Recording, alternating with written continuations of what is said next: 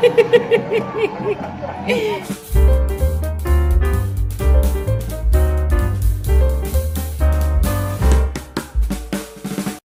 I watched Anikulapo the movie and I was really disappointed. I'm not even gonna lie. And hey, let me put this disclaimer out there that it is not every Nigerian movie that I watch that gets me disappointed. No, I've actually reviewed some of them that I found to be A++ worthy. Yes. But you see this one, you know that feeling of, perceiving your neighbor's cooking. Yeah, your neighbor is cooking and the aroma is to die for, and then you go and beg for the food, and then after eating the food, you're disappointed that, so after all that scenting aroma here and there, the food does not even have taste at all. Guys, that was the exact same way I felt after watching Anikulapo. I was really, really disappointed. The movie had potential. The movie had a great potential of being great, but then sadly, too much orishirishi, plenty things that they added here and there, too many fragmented plots, too many unnecessary information, leading storylines, and then they cut it along the line. Orishirishi okpo, guys. It was just too many things that got me really exhausted even whilst watching the movie, and then the ending itself was whack. So ladies and gentlemen, I'm going to review this movie in my own way. Put disclaimer again out there that I am not a professional filmmaker. Alright? So I'm going to be reviewing this movie as a viewer, as one who just wanted to get entertained, as one who just wanted to see a movie. And so I tuned into Netflix and I saw this one and I watched it, and yeah, it didn't meet up to one or two expectations that I had. Please, I urge you all, just go ahead and share with me your own thoughts about the movie as well in the comment section below. And the movie is available on Netflix. If you've seen it, yes, share with us your own thoughts. If you haven't, please go ahead and watch it. It's really an interesting watch. And frankly speaking, you might not even have any complaints about it, all right? This is just Glory Elijah being critical as usual. So on this video, I'm gonna be sharing with you all my analysis of the plots, the themes, the characters in the movie. I'm also going to be talking about scenes that raised some valid questions in my head and areas I felt were actually problematic in the movie. Yes, I just felt like those areas, they were just too vague. Yeah, they were just too vague, kind of shallow, had the potential of being very, very deep, but ended up being shallow, all right? So, as I said, that's what we're going to be doing on this video. And yeah, before I get into it, let me officially welcome all of you back to my YouTube channel. Hi, you especially welcome back. My name is Glory Elijah. This is Frankly Speaking with Glory, and I am the girl with the T. Special apologies to every single one of you amazing folks. This video was supposed to drop on Sunday, but your girl got caught up in another kind of business. So I just wasn't available to make this video or even release this video on Sunday, but here it is now. So please show this video some love by giving this video a huge thumbs up.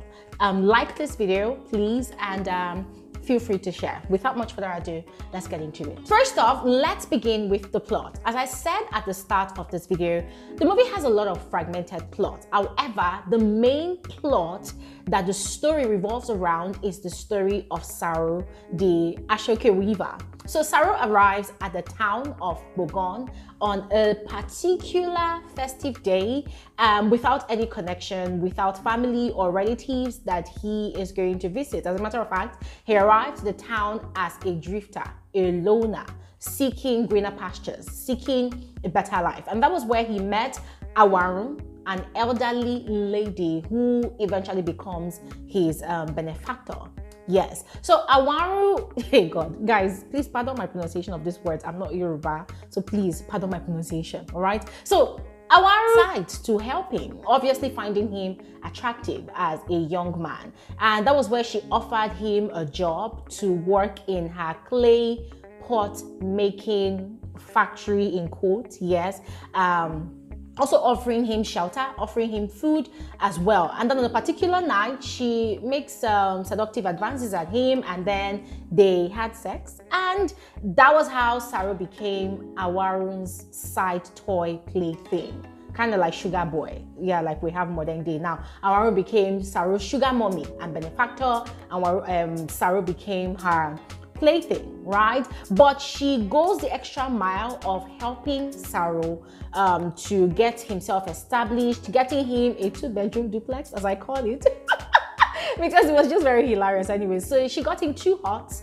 Yes, got him 2 huts, helped him to establish himself as one of the town's most renowned Ashoke weaver. And through her connections, she gets him a lot of customers, and even going as far as getting him a major contract of making Ashoke outfits for all of the king's wives, his children. As a matter of fact, the king's entire royal family. Yes. So Saro becomes a big shot. But then on one of those occasions of him making a trip down to the palace to deliver some Ashoke wares, that was where he sighted Arolake, Queen or Olori. Arolake, that's the youngest queen to the king and the king's favorite, Olori. Yes, and so both of them, they started a very, very crazy love affair that finally gets Saro into big trouble. Although Saro had been warned by his benefactor about his greed and his action of coveting the king's property, but Saro did not heed to Awaru's warnings, and then that landed him in trouble. Yes, landed him in the trouble of even leading to his death. Yes, the king found out somehow. Guys, I don't want to give you guys all the spoilers. Just go ahead and watch the movie, all right? So the king found out Saro was beaten by the village mob and he was killed.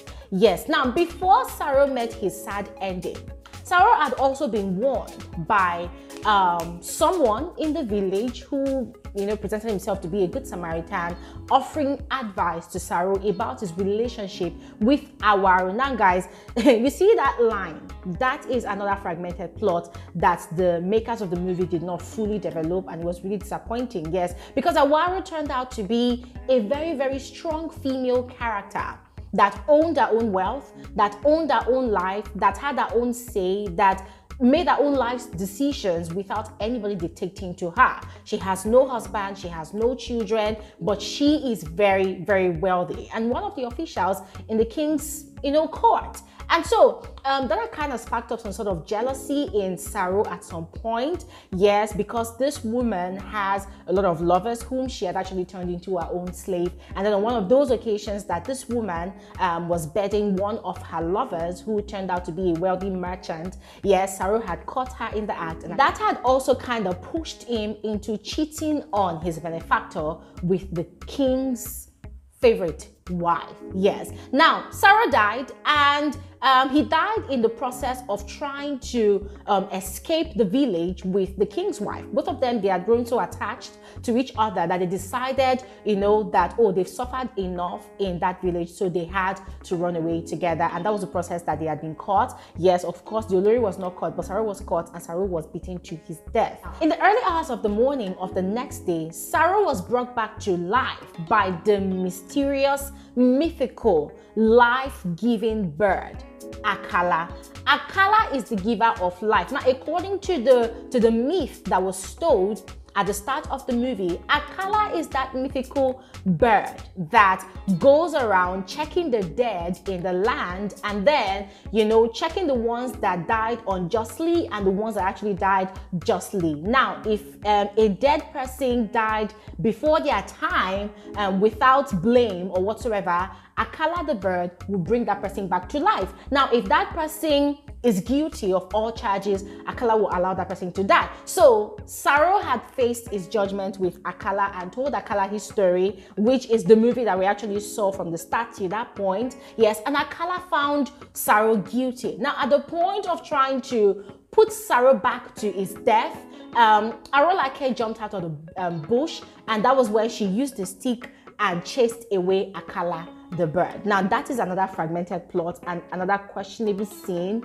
that I will be talking about much later on this video. It was at this point of Saro's resurrection that the movie takes a new turn. So Saro and Arolake, they made their way into a new town after a lot of challenges and hurdles along the way anyways. Yes, so they found themselves in a new land and set up a new life with the aid of a hunter. Yes, now this did not come without a cost. The cost was, on the day they arrived in this new town, it was discovered that the hunter's only son and only child was dead. And it was very devastating to the entire village, yes. And so, Arulake brought up the idea that Saro should use Akala, the mythical bird's power, which was locked up in a very little gourd, yes, like a calabash, a very, very small makeshift calabash, yes. So she had brought up the idea that Saro should use that gourd to bring back to life the hunter's son, which was kind of questionable because it would make you wonder that how can Akala's power be that effective in the hand of a mere mortal? Yes. But anyways, we're going to get to that. But yeah, still on that scene, Saro had resurrected or brought back to life the hunter's son, and then that was how he got the name Anikulapo. Guys, please Google the meaning of that word. I don't know, yes. I have different interpretations in my head, but I don't want to give it the wrong one. Saro bagged the reputation of the one that can bring people back to life, aka Anikulapo, and that was how he became wealthy. He became more settled, yes. He had a good life. The king of the town recognized him and his wife, Arulake, and they had a good life. But then Saro's greed and betrayal and covetousness did not allow him and Arulake to enjoy their life to the fullest. Now guys, in that same movie, we discovered that Arulake had her own story to tell. Yes, Arulake was barren, even though she was the king's favorite wife, yes, in the town of Bogon. She is barren and would not be able to mother her own child. And so, I don't know guys, but I think out of greed, yes, Saro impregnated their servant, their help,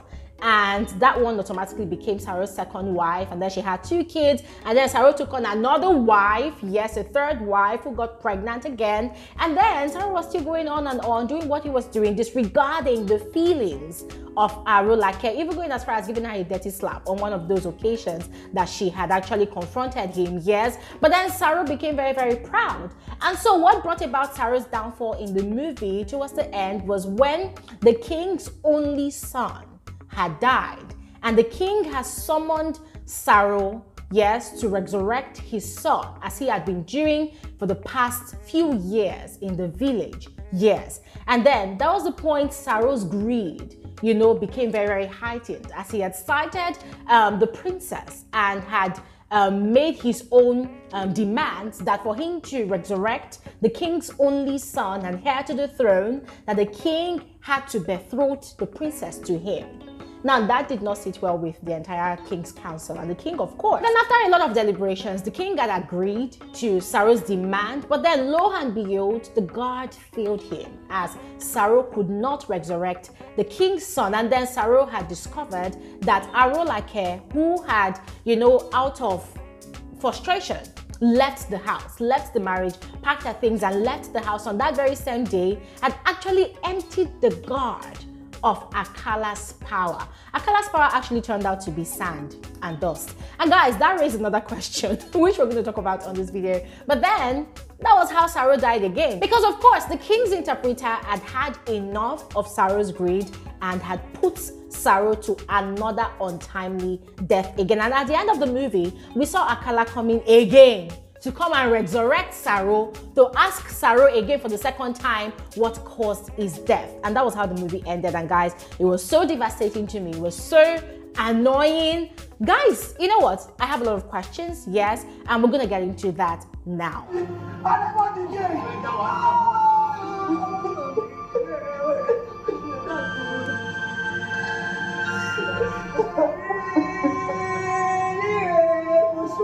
First off, before we get into dissecting the movie proper and even going as far as pointing out the issues that came with the movie, let's at least give the producers, give the creators of the movie their flowers, all right? Now, beginning with the start of the movie, the beginning of the movie, guys, for me, that was really powerful.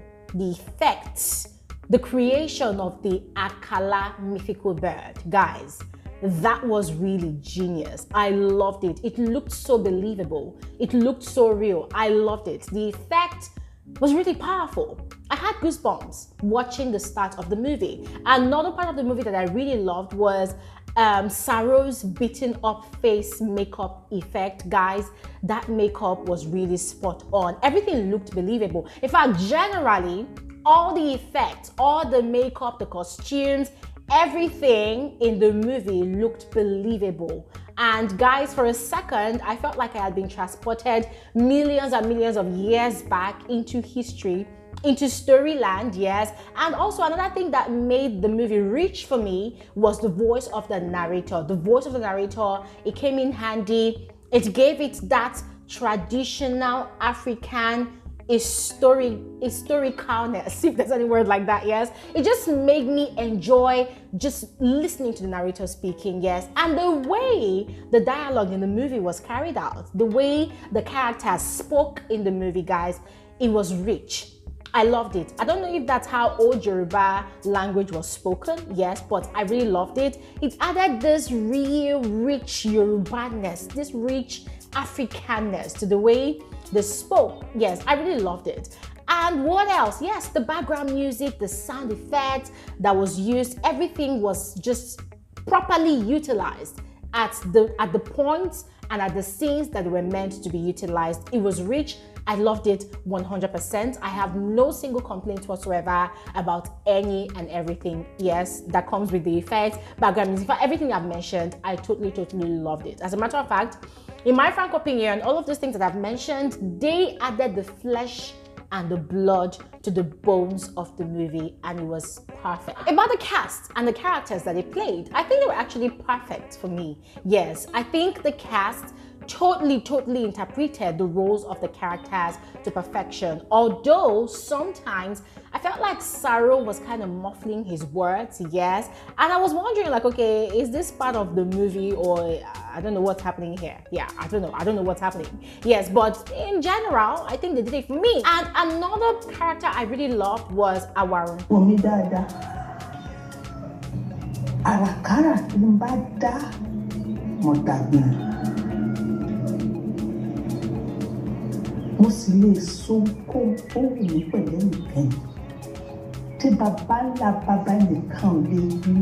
I really loved Awaru's character. Awaru naturally as an actor, that's Shola Shobowale, yes, I think that's her name. Yes, she is a strong personality. She is a very strong actor, and A-list actor, as a matter of fact. However, whoever wrote the script of this movie, that person needs to be jailed, because I don't understand how they would bring such a very powerful female personality in such a movie, give her such a very powerful character, you know, as an independent woman, and then they just dead their own story like that. The way they deaded their own plot. Guys, I don't understand. I mean, Awaru was actually presented to us as one who rules her own world, one who is not answerable to anybody, to any man, that even is an employer of labor. I mean, a strong woman like that, who had even gone as far as warning Saro about interfering in her personal affairs. Yes, I mean, guys, we had been given a glimpse of how brutal and ruthless Awaru can be. And so, guys, here I was expecting to see more action from Awaru. Here I was expecting to see more drama, expecting to see more powerful things, you know, from Awaru. And then before we knew it, Saro had betrayed her and had eloped with Olori Arolake. And guys, that was just so disappointing. Guys, it just made me feel like the creators of the movie, they just brought such a powerful character, a female for that matter, and decided to squash her under the carpet. Like, well, you're relevant, but you're not really relevant like that. Guys, it was really disappointing. It was really annoying. And I personally feel like if they wanted to create another episode of this movie, guys, they can actually create an entire movie telling us the background story of Awaru. How did she become the way she is now? How did she become a single old lady that rules her own world, that rules the people around her, yes, without a husband, without kids, you know? How did she get to that point where she can actually control the high and mighty of all men, sleep with them, and then abandon them, discard them, you know, at her own timing? Guys, that was a very interesting angle that the creators of this movie can easily explore. But the way they just deaded that woman's storyline, guys, it was just really disappointing. It was really sad. It was really annoying. Yes, so that is one part. Now, still on the cast and the characters they played, there's Kunle Afolayan. Now, I don't know if it's just me, but I've actually seen a lot of Kunle Afolayan's movies, and I feel like these days, I mean, he even did the same thing in Citation. Yeah. I feel like Kunle Afolayan just wants people to know that, okay, yeah, so this is me. I'm the producer of the movie. You say, hey, this is my face, see me, here I am. And so he just goes ahead to create one tiny, character in his movie. And then sometimes, in my frank opinion, the character is not even relevant. The character is not even necessary. Yes, and so we see his face and we're like, oh, so this is the Kunle Afolayan, So guys, I don't know, that character he played in this particular movie of being Awarun's lover, the wealthy merchant, guys, I was wondering like, okay, why? Why? Is that really necessary? But hey, this is just my frank opinion. I just feel like Kunle Afolayan has this knack of doing that all the time these days in his most recent movies, and I'm beginning to feel like, okay, dude, we know who you are. You're one of the best out there, so you do not really necessarily have to, always want to show your face in your movies. You just create one, like in Citation, great brother Afolayan's brother, of course. You wanted to show that, oh, that's my brother over there, and then he was in the basketball court and he was like, hi, and I'm like, what the hell was that? Another character that kind of surprised me, yes, was the queen to the mute king in the new town that Saro and Arolake eloped to, guys. That woman, for those of us who are lovers of Yoruba movies, we know that that woman is an A-list Yoruba actor. Yeah, she's very, very good. Like when I say she's good, she's very good. So I was kind of surprised that she was given such a minor character. I mean, she almost did not say anything until the end when her son in the movie died and she was crying and begging for Saro to help resurrect her son. And I was kind of disappointed, like, how can such a big woman like this in the Yoruba movie industry be given such a minute character? I mean, guys, that woman has a lot of action in her, but then I felt like, okay, fine.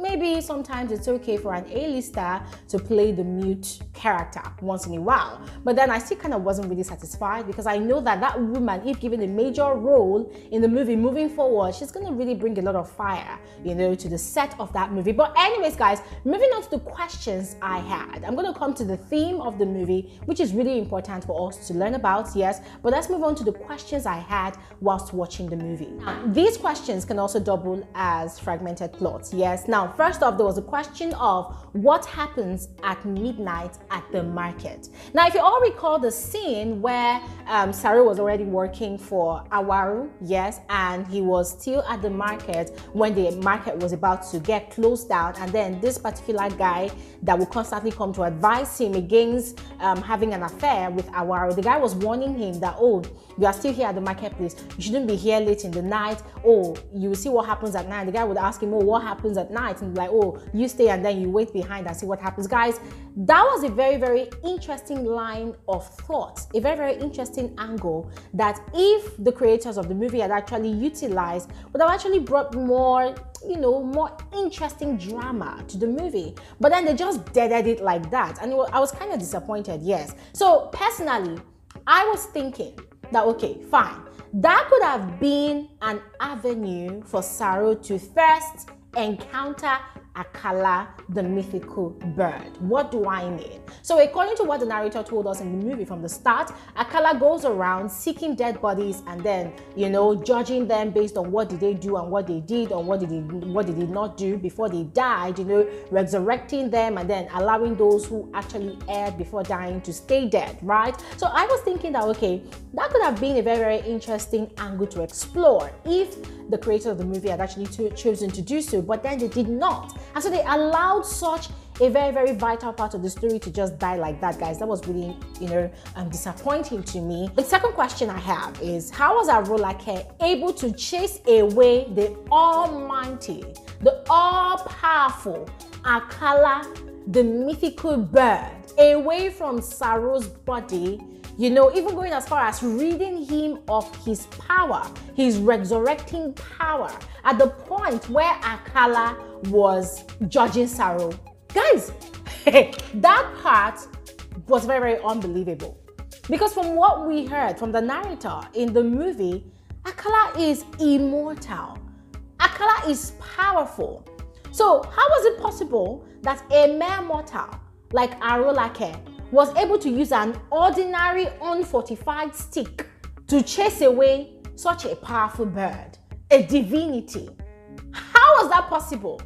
I know that the movie is more like, storyland, tales by moonlight. But guys, it was so unbelievable. I felt like that was a very, very vague scene in the movie. We need an explanation because it does not make sense. It does not really add up at all. And that was the part where Arulake was able to handle Akala's power in the guard. That tiny thing that she was holding. Yeah, the part that she was actually able to hold it, was actually able to give it to Saro to use to become Anikulapo, and they used it to become wealthy. Guys, I mean, growing up, we've heard tales, African tales of all these things happening, So watching it in the movie happening, guys, it was kind of interesting and weird that could actually happen. I don't know, guys, but I was just hoping that, the makers of the movie would have just done something, to make Akala come back, kind of wanting to get back his power, but the fact that Akala actually allowed them to have his power for many years. So could that mean that for all those years, let's call it 4 years,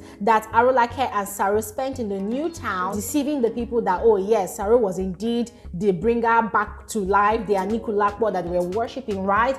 That Akala was not going around resurrecting people. Was that what, I don't know, is that what they mean? Guys, I don't know, but it just does not really add up. I don't know if I'm the only one thinking this way, but guys, what do you think? And there's also the part where Arulake emptied the guard of the contents of it all. Guys, the question I have is, how did Arulake know that sand inside the guard is truly Akala's power? How did she know that if she emptied the guard, that the guard will no longer be effective in resurrecting people back to life? Guys, I mean, these are the questions that I have. And if anybody can actually explain all these questions to me, please, I would really appreciate. All right, now moving on quickly to the issues I feel the movie actually had. So, the fragmented plots and the unnecessary stories. Yes.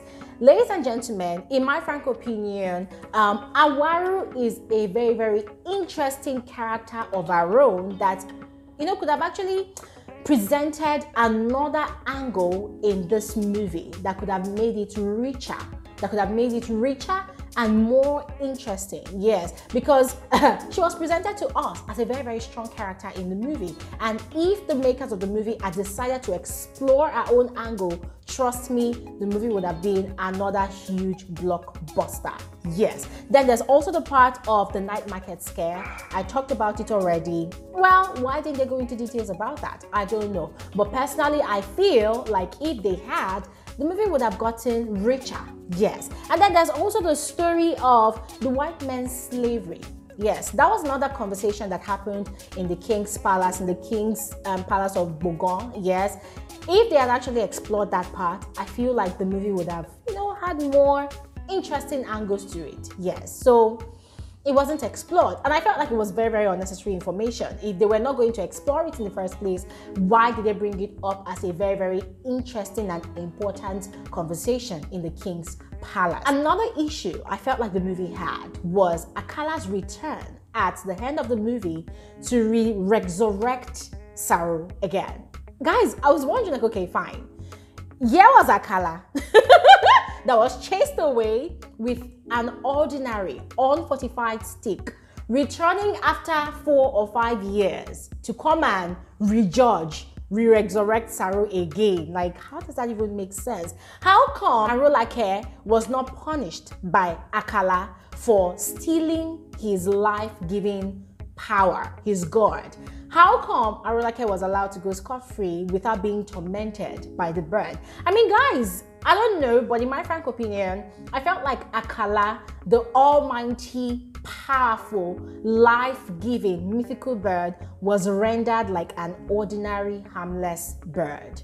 Yeah, felt like the bird was just rendered, powerless in the movie. So those are the issues I have. I don't know if there are more meanings to all of these things that I've actually talked about the movie as issues for me. I don't know, guys, but if anybody can actually explain all of these things to me, it would actually make a lot of sense. Overall, aside all of these loopholes that I personally feel that the movie possesses, it's very, very interesting, quite enjoyable to watch, as a matter of fact. And the movie also possesses a lot of interesting themes, yes, that we could actually learn from. There's the theme of discontent that we saw right from the start of the movie. Yes, I mean, imagine Awaru trying to suggest ways that she could assist Saro towards achieving his dream, and then Saro talking about, oh, he cannot go and be doing such menial jobs such as making clay pots, that kind of thing. You could actually tell that this person is actually a very, very greedy person. So there's also the theme of greed, there's a theme of betrayal, there's a theme of lust. Yes, lust. There's a theme of covetousness. Yes, guys, I mean that there's so much more. There's a lot of themes in the movie, and I'm sure that if you watch it by yourself, trust me, you would really enjoy it. Aside, of course, the questions and the issues that I have raised, that I feel are present in the movie. So ladies and gentlemen, this is where I'm gonna end this particular video. Yes, just go ahead, let me know your thoughts about everything that I have mentioned generally, and also your own first impression of the movie. Go ahead and share with us in the comment section below, and I'll see you guys on another episode of Frankly Speaking with Gloria Elijah. Have an amazing day. Bye.